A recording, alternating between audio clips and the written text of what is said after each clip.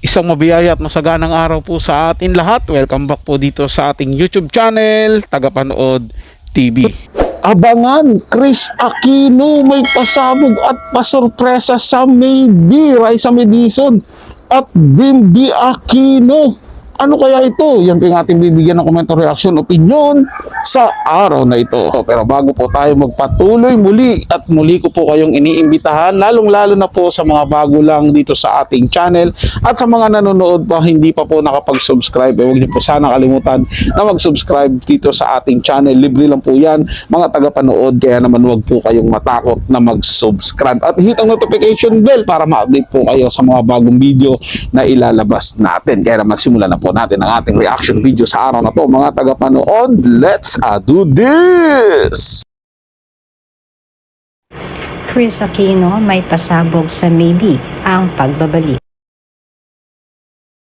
Napakaraming fans at followers ni Miss Chris Aquino ang ngayon pa lamang ay sobrang excited na sa kanyang pagbabalik sa telebisyon. Dahil kahapon ay usap-usapan ang pictures at video clips na ito ni Chris Aquino na nagsisirculate sa social media, kung saan nakipag-collab nga si Chris sa Netflix. At last Friday nga ay nirelease ng team ni Miss Chris Aquino ang teaser and was introduced as Chica, which stands for Chief Head of Insights and Content Analysis, at ito ang sinasabing major showbiz project niya in a years. Kasabay nito ay nirelease naman ng Netflix ang ilan sa mga episodes na kaagad namang umani ng mga nakaka-intrigang reaksyon galing na rin sa mga netizens. Usap-usapan din ang mga behind the scenes kasama ang ngayon gumagawa ng kanyang showbiz career na si Bimby Aquino. Madami talaga kasi ang nai-impress kay Bimby dahil na rin sa pagpapakita nito ng kanyang sobrang pag-aalaga at pagmamahal sa kanyang mami na si Chris. Hindi rin mapigilan ng mga netizens na mapasabi na napakaswerte di umano ng kaisa-isang babae ngayon sa buhay na Bimby na si Raisa May. Panigurado di umano na ganito din aalagaan ni Bimby ang kanyang magiging kasama sa buhay in the future. Samantalang ayon naman sa aming source ay ngayon pa lamang di umano sinasabi ni Chris na hindi makakaligtas ang Maybe sa kanyang gagawing programs. At she will make sure sa pasabog din ang mga magiging revelasyon niya sa nasabing TV show. Magandang balita yung ganyan mga tagapanood, no, na muling nagbabalik itong si Ma'am Chris Aquino sa larangan ng showbiz dahil medyo matagal-tagal din po siya nagpahinga dahil nga po nagkasakit siya at ngayong nagbabalik siya nakita naman natin medyo kahit hindi pa ganun 100% kasigla yung katawan niya, iginagawa niya talaga din ito.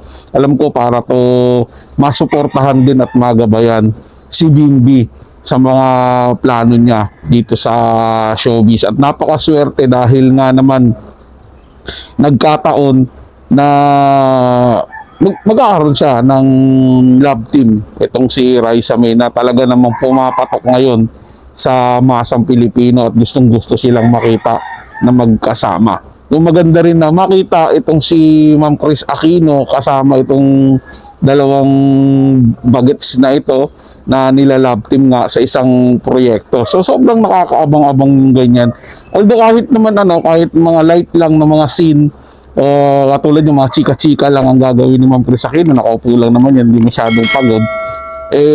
Maganda rin po na makita nakasama niya yung anak niya nga para mas magagabayan niya ito pagdating naman sa hosting kasi yung pag-host sobrang akala po ng iba simple yan pero napakahirap din pong gawin niya kasi siyempre kailangan mong makibagay at saka tingnan yung kasamahan mo kung paano yung batuhan ninyo ng mga linya kaya kila Jose, Wally, kila Paulo, napaka-simple lang sa kanila, lalo na sa TVJ. At alam ko naman na doon din naman nakopya ng Jowa Pau yung mga ganong klaseng mga banat nila doon sa Itbulaga. So abangan natin iba pa mga plano ni Ma'am Chris Aquino at kasama si Raisa Madison at itong si Bimbi Aquino. Ay mga taga-panood, ano sa tingin nyo? I-komento ang inyong mga naiisip at sa loobin dyan. Pa-shoutout o kahit ano man dyan sa ating comment section.